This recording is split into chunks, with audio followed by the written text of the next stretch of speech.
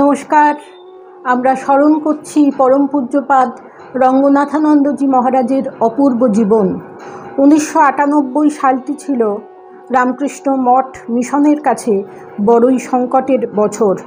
একই সঙ্গে প্রায় অন্তিম শয্যায় সংঘ অধ্যক্ষ স্বামী ভূতেশানন্দজি মহারাজ কলকাতার কোঠারি মেডিকেল সেন্টারে এবং সহ সংঘ অধ্যক্ষ রঙ্গনাথানন্দজি উডল্যান্ডস হাসপাতালে। সকলের মনেই আশঙ্কা, উদ্বেগ। সকল আশঙ্কার পরিসমাপ্তি ঘটিয়ে 1998 সালের 10ই আগস্ট সংঘের দ্বাদশ অধ্যক্ষ স্বামী ভূতেশানন্দজি মহাসমাধিতে প্রবেশ করলেন।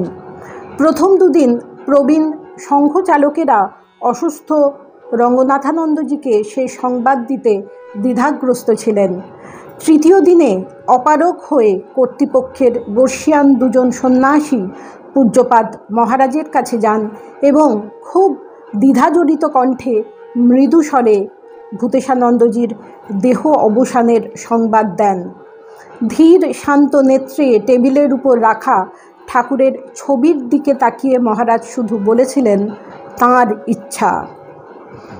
এরপর একজন বলেন, মহারাজ, আপনিই এখন আমাদের প্রেসিডেন্ট। মহারাজ চোখ দুটো বিস্ফারিত করে বিস্ময়ের সুরে বলেন, কি আশ্চর্য! মহীশূর আশ্রমের রাধুনী আজ সংঘের প্রেসিডেন্ট হতে চলেছে। ঠাকুরের কি ইচ্ছা! 7ই সেপ্টেম্বর 1998 রঙ্গনাথানন্দজি রামকৃষ্ণ মঠ ও মিশনের ত্রয়োদশ অধ্যক্ষ রূপে সেই পদে বৃত হলেন।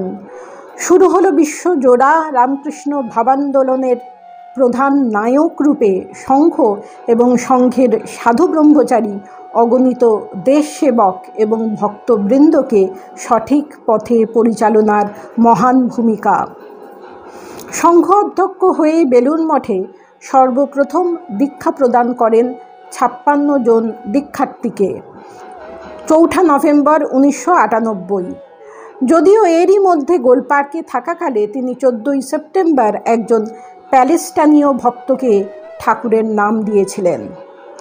বেলুড় মঠে দীক্ষার্থীর সংখ্যা সবসময় বেশি থাকায় মহারাজ ইচ্ছা করলেও সকলের সাক্ষাৎকার নিতে পারতেন না।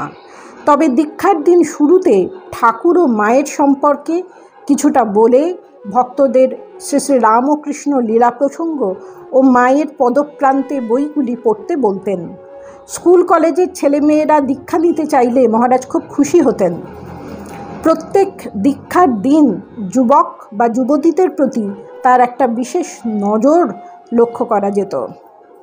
চিরদিনই মহারাজের স্বাস্থ্য ছিল সবল ও সুঠাম। সমসাময়িক সাধু ব্রহ্মচারীরা তাকে সংক্ষেপে ডাকতেন ADG বলে, অর্থাৎ আরোগ্য দৃঢ় গাত্র বা হেলদি স্ট্রং বডি। তবু শেষের কয়েক বছর মাঝে মাঝেই মহারাজের শরীর অসুস্থ হচ্ছিল।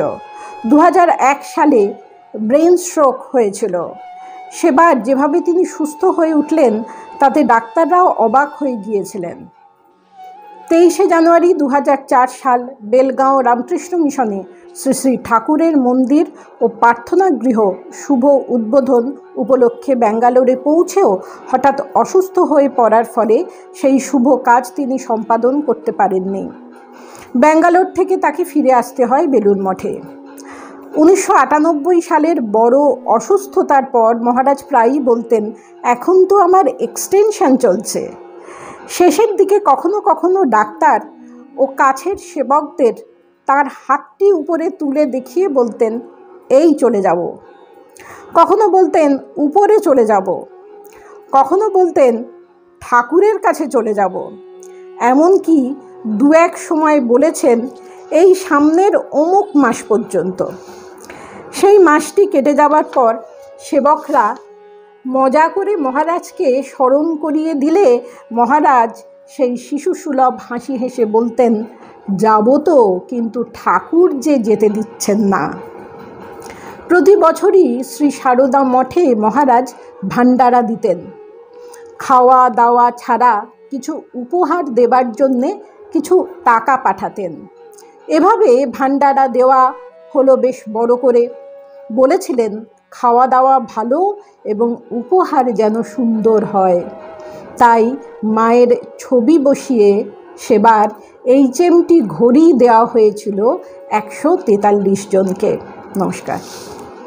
প্রাণারাম প্রাণারাম প্রাণারাম।